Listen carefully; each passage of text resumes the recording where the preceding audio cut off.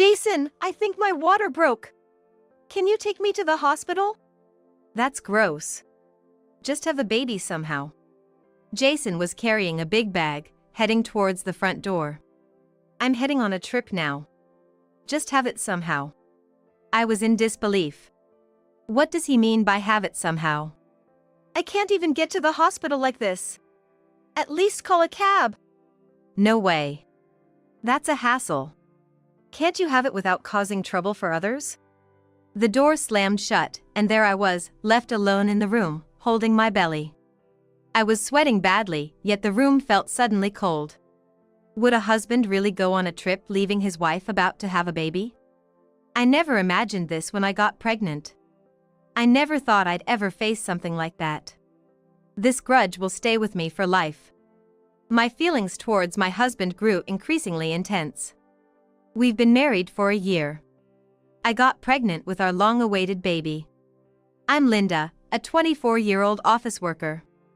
I married Jason, my college classmate, right after graduation. For Jason, college was local, but my hometown was far, only reachable by plane. I thought about going back home to work, but we couldn't bear to be apart, so we got married. Jason had a lot of friends locally, and news of his early marriage spread quickly, bringing many congratulations. This is a so-called regional city, with universities and companies located downtown, and fields in the suburbs. We live in a typical regional city. Jason's parents are divorced, and his mother lives alone in a house in the suburbs.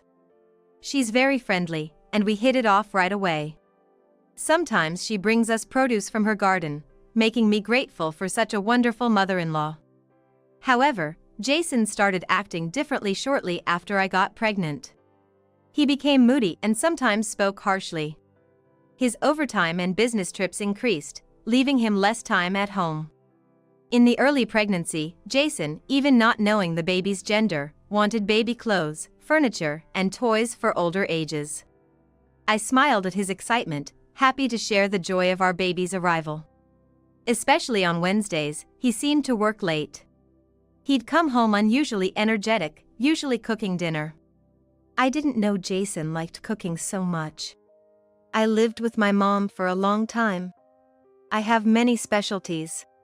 But actually, Jason's cooking was often too rich or oily for my changed taste during pregnancy. You don't need to cook when you're tired. Let me do this much. Sorry, but I can't eat much these days. It'd be a waste if I couldn't eat what you made. I tried to refuse gently, but he slapped me. I couldn't believe what was happening. You're saying you can't eat my food? I didn't mean it like that. My body's just different because of the pregnancy. Always the pregnancy excuse. There are pregnant women at my work who still work and eat normally. I touched my still stinging cheek, choosing my words carefully. I had a lot to say back. But I didn't want to provoke him further. Being compared to other pregnant women was frustrating. Everyone's different. You keep buying spices and ingredients for cooking and wasting them. It's a waste of food expenses too. So it's all about money, huh? You're such a stingy woman. Jason clicked his tongue, taking all the food back to his room. I was left with unspoken words swirling in my head, and I hardly slept that night. After that, Jason stopped cooking and started eating out more often on his late nights. He wouldn't tell me and would come home after eating, leaving me with extra food I prepared for him, and demanding more money for dining out, straining our finances even more. I decided to take maternity leave a bit early. It was my first pregnancy and I was full of anxiety, and my health was worse than expected, making it impossible for me to work. Even when I decided to take maternity leave, Jason was full of sarcasm. Aren't you just being lazy? That's not it. I really feel unwell. Plus, I haven't stopped doing the housework. Housework is just like odd jobs. It doesn't even make a penny. It seemed like in Jason's view, I just lazed around all day. Despite his opposition, I somehow managed to start my maternity leave. I thought I could relax at home, but with hospital visits, managing my health, and more demanding housework, my days were tougher than ever. One evening, I got a call from my senior, Ashley. She was a year ahead of me in college and worked at the same company as Jason. She was a leader during our student days, almost like a sister to me. "How are you? Is the pregnancy going well?" Hey, Ashley, aren't you working late today? "No, it's my day off." But today's Wednesday, right? Jason always seems busy on Wednesdays and comes home late. "That's odd. Our company has a no overtime policy on Wednesdays. We're practically kicked out if we try to work." Ashley's words confused me. Then what was Jason doing every Wednesday coming home late? She seemed to sense my bewilderment. "I'll keep an eye on Jason's work situation from now on," she offered to help. That same night, Jason came home late again and went straight to the bathroom without saying anything. His phone was lying face down on the table. I was wiping the table and accidentally dropped his phone. "Oh no, I hope it didn't get scratched," I thought, picking it up. The message screen was left open. I only saw it for a second, but there were messages with red heart emojis.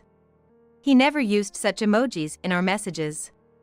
A suspicion flickered in my mind. Could it be an affair? As I stood frozen, Jason came out of the bathroom saying, "Shoot, I forgot something." He was half-dressed. Seeing me with his phone, he exploded in anger. What the heck? Why are you snooping through my phone? It's not like that. I accidentally dropped it. I was just checking for damages. How stupid can you be? I always tell you to do the housework properly. Look at this phone, now there's a scratch on it. But his phone screen was already cracked. I couldn't tell where the new scratch was. Supporting you seems like such a loss. You can't even do housework properly, and now you're trying to break my phone. It was an accident. Your backtalk is also annoying. Jason grabbed his phone angrily and returned to the bathroom. His forgotten item was apparently the phone. Taking a phone to the bathroom. With a sense of unease, my suspicion of infidelity grew. As my due date approached, Jason's mother said she would visit. She mentioned bringing seasonal vegetables from her garden. She was concerned about bothering me during this important time, but I was eager to hear her advice on childbirth and welcomed her. I cleaned the house from top to bottom that morning and even put on makeup, ready to welcome her. Jason seemed to have taken the day off and was at home. But he seemed to be going somewhere, packing a big bag. Are you going somewhere today? Your mom is coming soon. What? I didn't hear about that. I told you. But what about that bag? I stopped mid-sentence as a terrible pain hit my belly. A shocking sensation coursing through me. I felt something special happening to my body. Soon, a warm fluid began to trickle down my legs. Jason, I think my water broke. Can you take me to the hospital? Water broke? What's that, like peeing yourself? No, it's not that. The baby's trying to come out. That's nasty. Just have the baby yourself. Jason picked up a large bag and headed towards the front door. I'm going on a trip now. Just have it. In this situation, I can't even get to the hospital. Can you at least call a cab? No way. That's a hassle. Can't you have it without bothering anyone? As he said this, Jason called a taxi using his phone. It seemed he was actually calling one. The taxi will be here soon. I felt relieved. Despite everything, there was still some kindness left in him. But as soon as Jason saw the taxi arrive in front of the apartment, he left alone. The floor around me was already soaked. Can you at least help me walk? I'll try my best. What? You're coming too?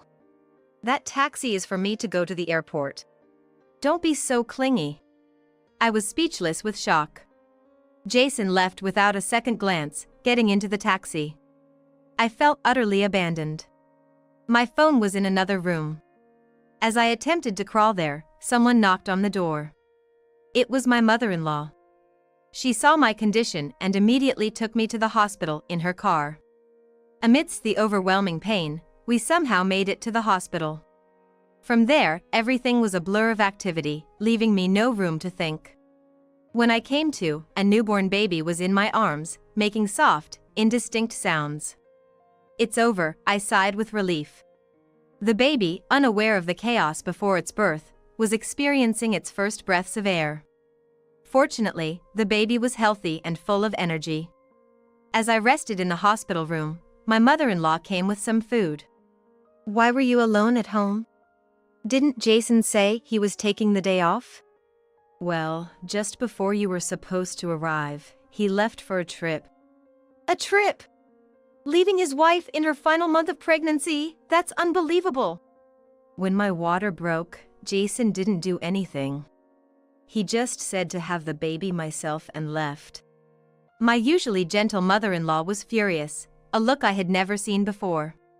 He said that? That's unbelievable. However, the fact that Jason wasn't home when she arrived and the water-soaked floor was undeniable. My mother-in-law had to accept the truth. The next day, my parents arrived from our hometown. I explained the situation to them. I also contacted Ashley, who was hesitant to visit so soon after the birth, but upon hearing I had something important to say, she made time to come. Actually, when my water broke, Jason just left for a trip. What do you mean? I don't know. He never mentioned any trip plans before, and it was all sudden on the day. I asked him to at least call a taxi, but he took it himself to go to the airport. Ashley was furious upon hearing what happened. Then my mother-in-law arrived for a visit, trying to keep the mood light. Linda, I hate to say this in front of your mother-in-law, but you should divorce him right away. I can't stop you. But doing it right now might be difficult. I feel awkward saying this in front of you. With that preamble, Ashley began to speak. Jason might be cheating. There's a woman named Emma in his department he's close to. Those two have taken leave together until tomorrow. Isn't that just speculation? Actually, I saw them walking hand in hand in the downtown area. And there's more evidence I can't reveal here, but it's significant. So, was Jason really having an affair? Was this trip with his mistress? No matter how much I doubted, after giving birth, I had no free time at all. Catching bits of sleep was all I could manage. When I muttered this, both my mother-in-law and Ashley's eyes sparkled.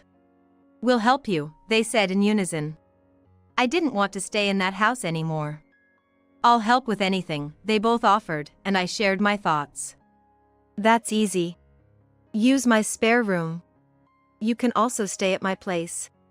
Gratefully accepting their offer, I decided to live with my mother-in-law for a while after the birth.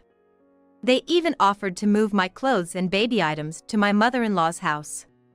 I felt bad, but I could hardly move out of bed. Even going to the bathroom alone was a struggle. I gladly accepted their kindness. My mother-in-law and Ashley kept visiting me. My mother-in-law seemed happy to see her grandchild every time she visited, never complaining. She even showed me pictures of my belongings. They were moved into her spacious room, which looked very comfortable. Ashley helped a lot with the move. I couldn't help but be grateful to them.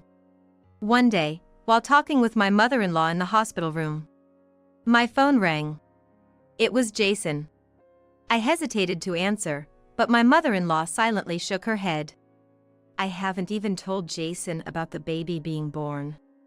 Just ignore him. Let him figure things out on his own. My mother-in-law seemed to have given up on Jason far more than I had. The phone kept ringing. Thankfully, my room was private. I reluctantly answered in speaker mode. I'm in the hospital room. I can't talk for long. I just got back from the trip. Why are all our things gone? I've decided to live separately from you. Did you enjoy your trip? Never mind that. Did the baby get born? The baby was born safely. Jason's loud voice came through the phone. Why didn't you contact me right away? Don't mess with me, I'm the father. I don't recognize you as a father after you left for a trip while I was in labor and being rough. Don't be stupid. Who do you think provides for you? My mother-in-law frowned beside me. Ignoring Jason's loud voice, I calmly retorted. What are you doing at work, Jason? Having an affair? That's not true. His voice became low. Someone said they saw you walking downtown with a woman named Emma. Did you go on the trip with her? There was a sharp intake of breath from the other end. Jason's momentum seemed to falter. Still, he said this in a bluffing voice. Don't talk nonsense. Don't forget that you ignored me. Oh, I have to go. It's feeding time. I abruptly ended the call. My mother-in-law apologized to me. I can't believe Jason talks like that. I'm so sorry, Linda. It's my fault for how I raised him. You're not to blame. The reason I divorced his father was because of his violence. His way of talking just now scared me, reminded me of his father. Her expression was gloomy, probably recalling her difficult past. I hugged my mother-in-law's shoulders. You had a hard time. Don't worry, I'll handle my situation. You're carrying too much on your own. You've been working so hard. The house was always spotless, and you did your housework well. I had to be careful. Jason would get angry if I slacked off. He just doesn't understand how hard it is to be pregnant. I'll keep that in mind. Can I borrow your house tomorrow? My mother-in-law left these mysterious words and left the hospital room. The next day, she gathered people at my house, including Jason, his mistress Emma, and Ashley. I received a video call from Ashley. I had heard that I would be contacted, so I was preparing. My familiar home appears on the screen. They were all sitting around the table. My mother-in-law had confronted Jason and forced him to contact his mistress. So, it's true that you two are having an affair? Don't call it an affair, and besides. Jason stuttered for a while, then started muttering. What can I do? Linda got pregnant, and I couldn't touch her anymore. Ashley spat out, that's despicable. When Linda got pregnant, Emma approached me. She was kinder than I could ever imagine, unlike Linda. Linda was pregnant, it's natural for her to be overwhelmed. Didn't you think to support Linda during her pregnancy? I couldn't hold back and intervened. Well, that was impossible. Ever since I got pregnant, he just used work as an excuse to go out. Looking back, he was probably visiting his mistress. Everyone cheats, right? That's what men do. Don't say stupid things. The room went silent at Ashley's outrage. Don't lump all men with someone as low as you. What proof do you have? I'll sue for defamation. There is proof. I saw Emma's phone. Here it is. Ashley spread out printed messages and photos on the table. How did you get these? Emma, you left your password written on a note at your desk. I used it on your phone when you were away. And I found evidence of your affair. The messages were full of red hearts, discussing plans for a trip together. And there were many pictures of them as a couple. I felt dizzy. A man who cheats during his wife's pregnancy doesn't deserve to be a father. I agree. I can't stand to see my friends suffer like this. Jason's image, leaving me behind to go on a trip while I was in labor, flashed in my mind. I was in danger, along with my child. I couldn't forgive this man. I had to make a decision. Otherwise, I won't be able to move forward. Jason, let's get a divorce. My mother-in-law and Ashley applauded. Why now? Isn't this the toughest time with a newborn? Who made it tougher? I don't want a father like you. Right.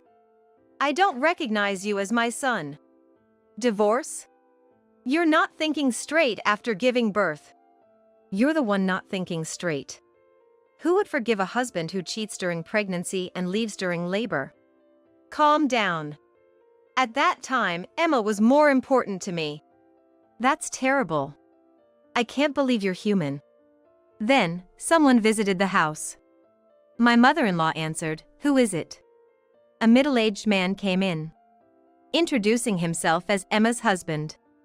It turned out Emma was married. And Jason knew it since they were working in the same company.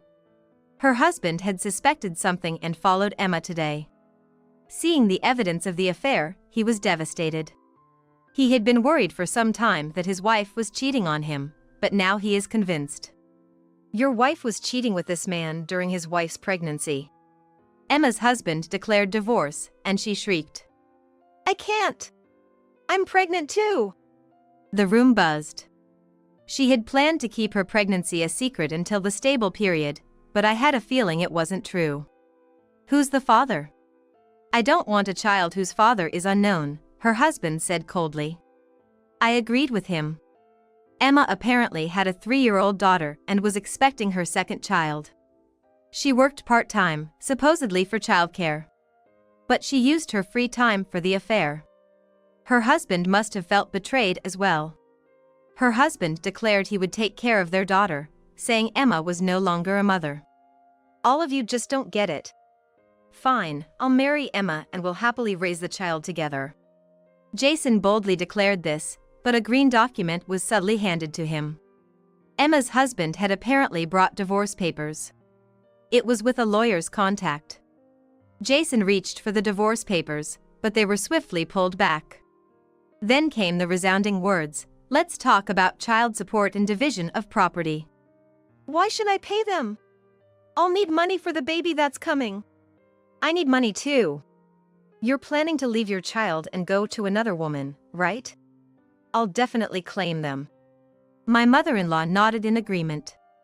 Jason slammed his fist on the table. It's all your fault for getting pregnant. I still wanted to have fun. How can you say that? Have you ever thought about the baby? Tears welled up in my eyes. But my mother-in-law's words brought me back to reality. Don't just say things that suit you. Clean up your own mess. Come on, Mom, help me out here. I refuse. Didn't I say you're not my son anymore? After much argument, it was decided that I would demand child support from Jason. Emma's husband planned to do the same. Thanks to Emma's husband, we were able to contact the lawyer on the spot. My mother-in-law and Ashley agreed to be witnesses. They would bring the papers to the hospital room later. After finishing breastfeeding, I waited in the room until they arrived. I signed the papers to start divorce process and handed them to my mother-in-law. I felt a sense of relief, having accomplished a big task. Though I was full of anxiety about raising a child on my own, when I looked up, I saw the reassuring smiles of 2 strong women. I had one request for Ashley. She promptly fulfilled it. I asked her to spread the word about Jason's actions throughout the company. In this small city, where relationships among acquaintances are strong, strange rumors can be damaging. While I worked at a different company and wasn't originally from this area, rumors wouldn't affect me much. My mother-in-law promised to block any information that might come my way. The effect was immediate. Linda, I spread the rumor. Our company values integrity. If there are odd rumors, you can't work properly. Thank you. I'm sorry for asking you to do something so strange. That's okay, those 2 had poor performance anyway. Now, they won't get any important tasks, and nobody at the company talks to them anymore. They're also from this area, so their friends know about it too. They had many friends locally, but everyone distanced themselves. Losing both their jobs and friends, they had nothing to rely on. Emma's husband decided to live with the first child, and the child wouldn't warm up to her during visits. Jason and Emma left the company, but finding new jobs was difficult as they had acquaintances everywhere. Now, Jason had moved out of our shared apartment and was living in a small place with Emma. According to my mother-in-law, who heard from neighbors, they constantly argued. It seemed fine while they were dating, but living together was another story. Considering child support and the care for the upcoming baby, they couldn't easily separate. I decided to stay with my mother-in-law during my maternity leave. Taking care of my grandchild is wonderful. It reminds me of when I was raising kids, and it makes me feel young again. She happily took care of the baby. During my leave, I helped in her garden whenever I had free time. It wasn't an obligation, but being outside under the blue sky was a good change of pace. Though I ended up living in this area by chance, I was beginning to appreciate the beauty of living surrounded by nature. Now, I returned to work.